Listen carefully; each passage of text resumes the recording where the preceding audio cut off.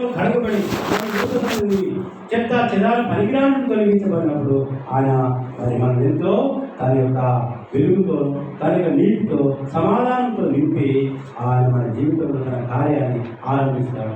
ఆయన సన్నిధి మన మధ్యలో ఉంటారు. మనకు నివాసములు దేవుడు ఆస్వాదిస్తుంటున్నాడు.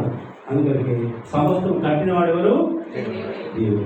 రెండోదిగా ఒక ఇల్లు కట్టాలంటే స్థలం మాత్రం కాదు, దానికి ఒక ప్రణాళిక ఉంటుంది, ఒక ప్లాన్ తీసుకుంటారు. ఈ మధ్యలో ఒక సహోదరుని అడిగాను నేను, అయ్యా మరి మీ యొక్క ఇల్లుకు మరి ఎంత ప్లాన్ కొరకు ఎంత అయిందంటే దాదాపు 1,60,000 చెల్లించాడు. దేని కొరకు? ఒక ప్లాన్ తీసుకోవడానికి. ఏ విధంగా కట్టాలి అంటే మనం ఏదో సామాన్య గృహాలు కట్టుకుంటాం, కానీ ఆ ప్లాన్ తీసుకోవడానికి ఎంతో ధనాన్ని. అట్లనే దేవుడు కూడా మన జీవితంలో ఒక ప్రణాళిక ఉంటుంది, ఆయన ఆలోచన ఉంటుంది. చూడండి, ఇర్మియా గ్రంథం 32:19 దేవుని ఆలోచన, ఒక ఇల్లు కట్టడానికి ఆలోచన, ఒక ప్రణాళిక, ఒక ఎంత కట్టాలి, ఏ విధంగా కట్టాలని ఒక నమూన తీసుకుంటారు, మచ్చుని తీసుకుంటారు. అదేవిధంగా దేవుడు మన పట్ల ఆలోచన కలిగి ఉన్నారు.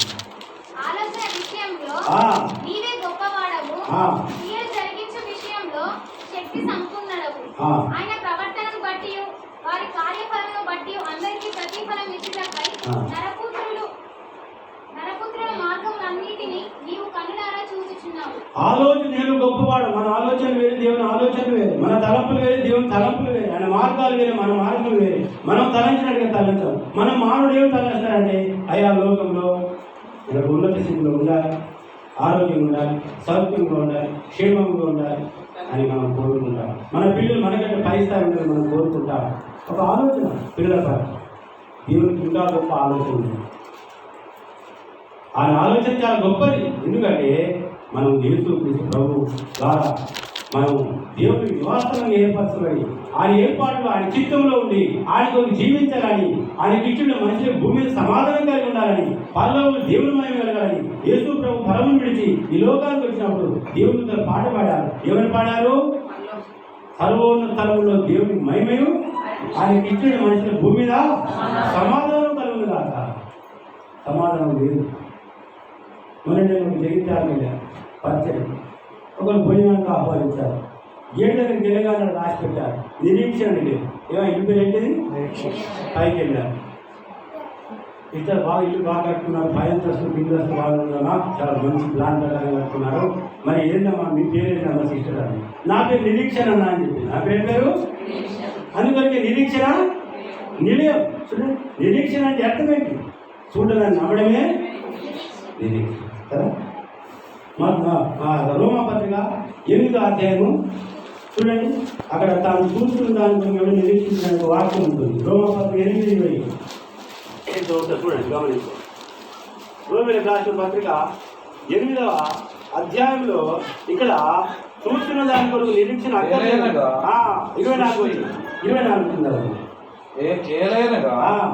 మనము నిరీక్షణ కలిగిన వారమై రక్షింపబడితిమి. నిరీక్షింపబడినది కనబడినప్పుడు నిరీక్షణతో పని ఉండదు. తాను చూస్తున్న దాని కొరకు ఎవడు నిరీక్షించును? చూస్తున్న దాని కొరకు నిరీక్షణ అక్కర్లేదు.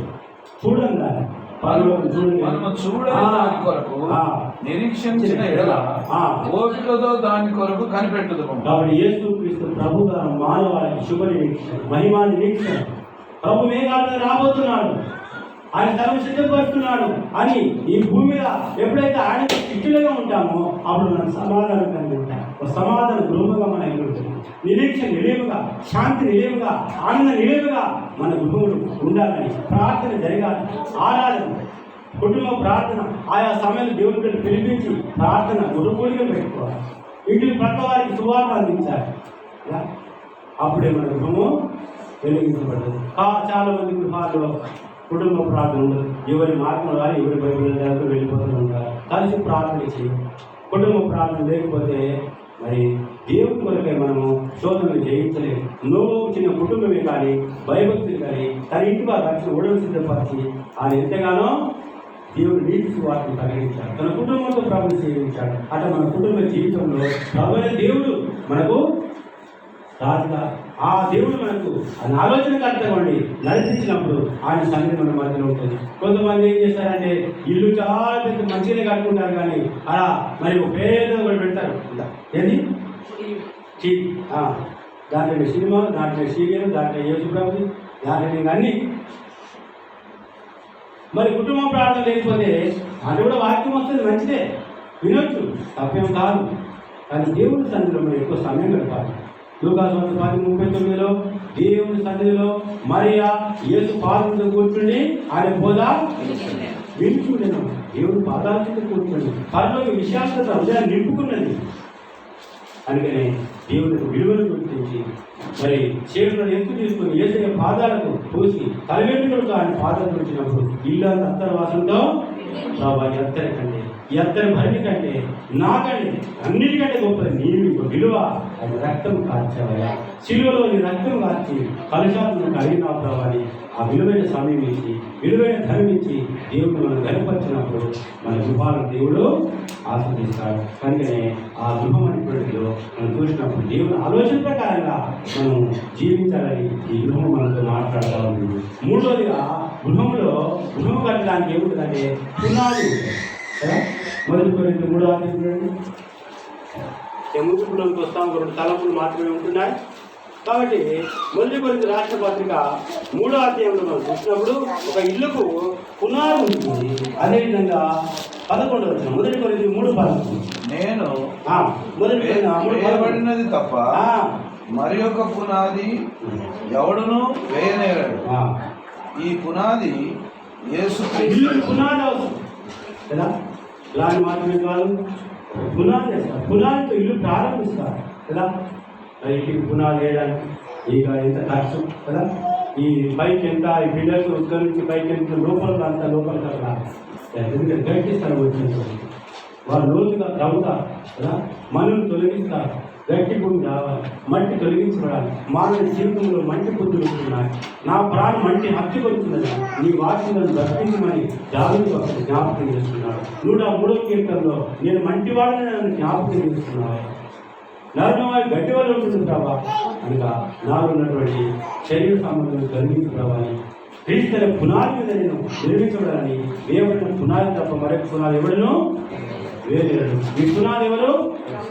ఇల్లుకి పునాది ఆరంభం, ఇల్లుకి ఆధారం పునాది. ఇలా అతను యేసుక్రీస్తు మన జీవితంలో ఆయన మనకు ఆధారం ఉంటాడు.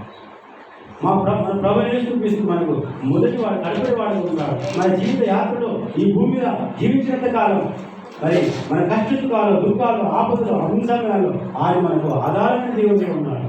37వ కీర్తన 34వ బైబిల్ గ్రంథం చెప్తా ఉంది, యెహోవాయే నీతిమంతులకు రక్షణ ఆధారము, బాధలు ఆయన ఆశ్రయించమంటారు. కాబట్టి దేవుడు ఏంటున్నాడు? మనకు ఆధారం, మన జీవితానికి, మన కుటుంబానికి, మన యొక్క సేవకు కానీ, మన యొక్క ఉద్యోగ జీవితంలో కానీ అన్నింటిలో కూడా 37వ కీర్తన చూసినప్పుడు ఆ మాటలు మనకు కనబడుతున్నాయి. ఉన్నదా లేదా గమనించండి దయచేసి. కీర్తన 37, 28 వచ్చాను చూడండి. కీర్తన 39 యెహోవాయే నీతిమంతులకు రక్షణాధారము, బాధ కలుగునప్పుడు ఆయనే వారికి ఆశ్రయదుర్గము. దేవుడు ఆధారం, ఇల్లుకు పునాది ఆధారం, యేసు ప్రభు మనకు ఆధారం ఉంటాడు. ఇశ్రాయేలుకి ఆధారం నరుడు కాదు, ఆయన నరుడు కాదు, దేవుడు అతడు. నరుడు ఆయన నీ కొరకు కర్మకులను రక్షించిన సర్వించిన శ్రీ చేసిన పాట ఉంది. నరుడు కాడు నరుడు ఆయన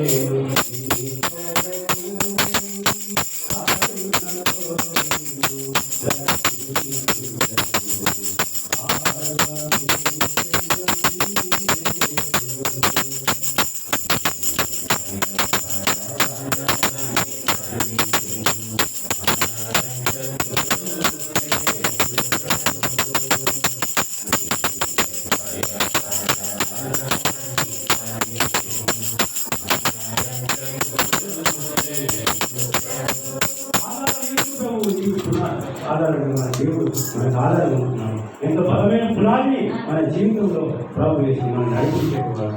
ఆ విధంగా ఆ పునాదిని వేసిన ఇంటి మీదకి బురదలకి ప్రవాహానికి రాకపోతే ఇంటిలో పడింది, కానీ అది అతను నేను పడుకోలేదు. కారణం ఏంటి?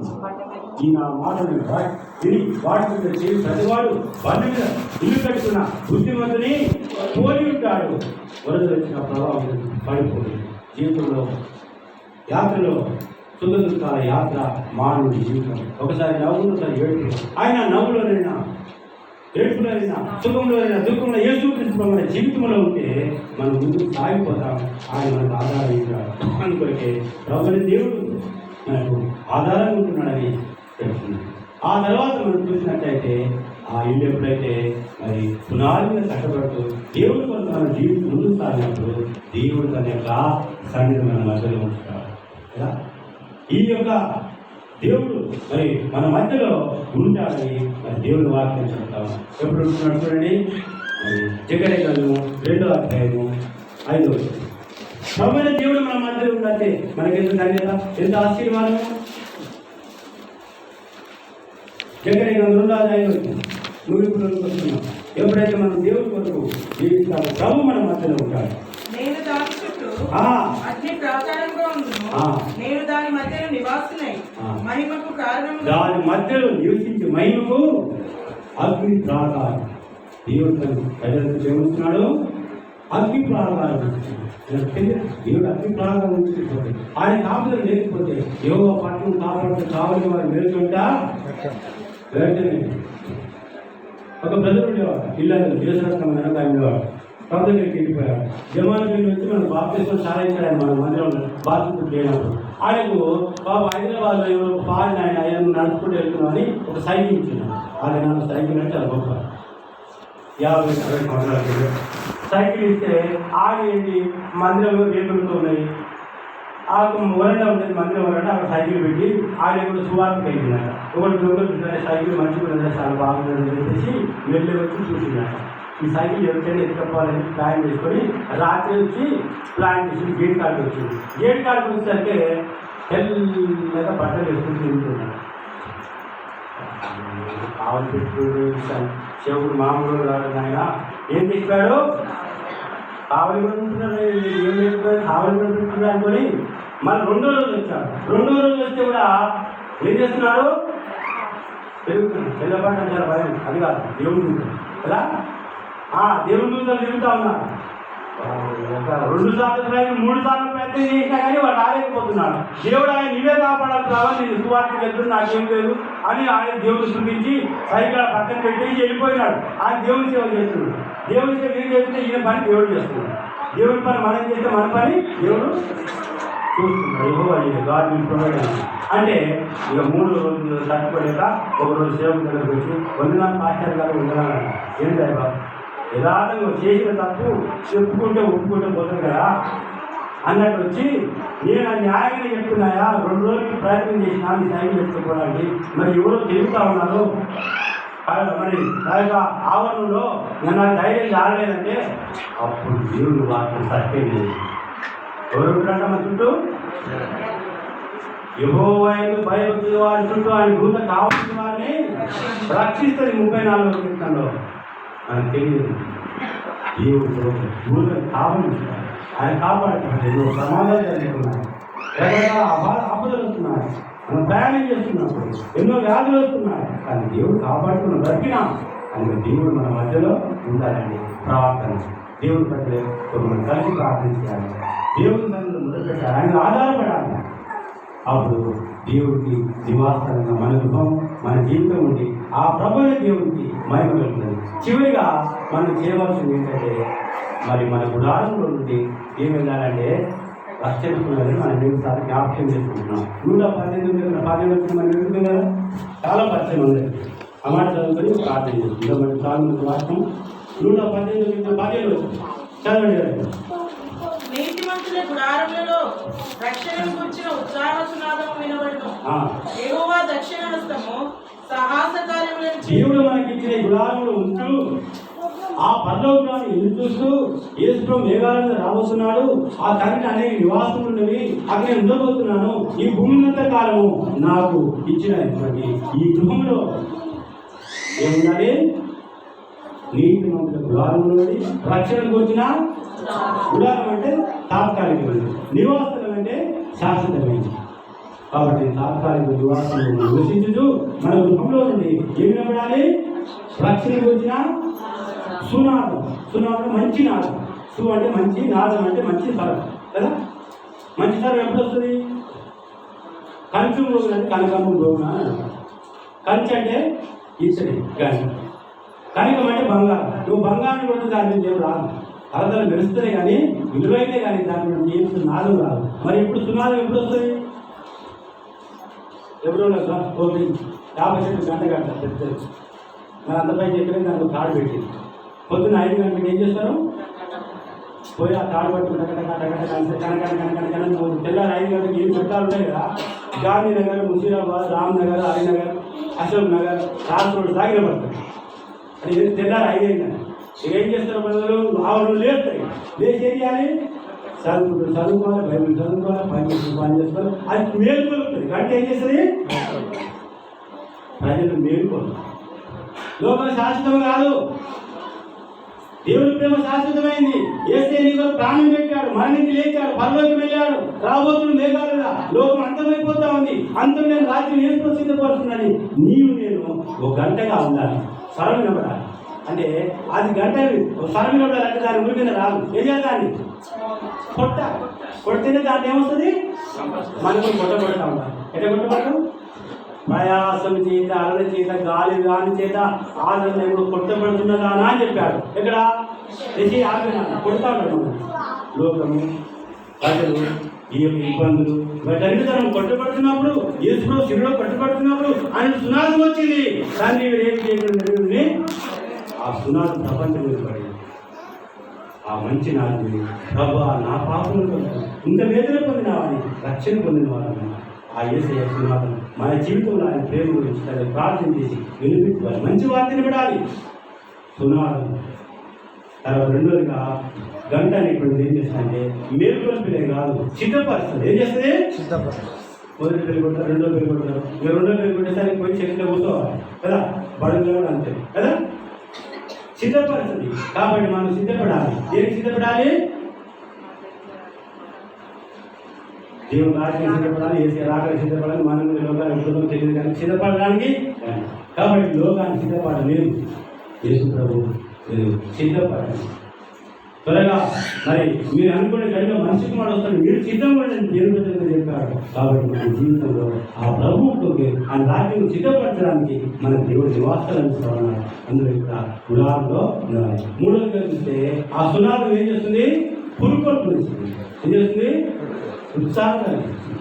కాబట్టి మన దేవుడు పురుకొల్పు నుంచి సిద్ధపరిచి మేలుకొల్పు దయచేసి మన ప్రభు రాబోతున్నాడు. ఆ పర్వతంలో మరణం లేదు, దుఃఖం లేదు, బంగారు వీధులు వస్తున్నాయి, కాలికి బంగారం వస్తున్నాయి. ఎంత ధన్యత ఆ ఈశ్వరుడు మనకు.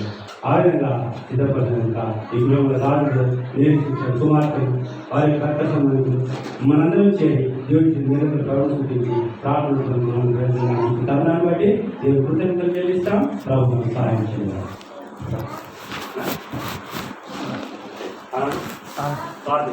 వాక్యం తర్వాత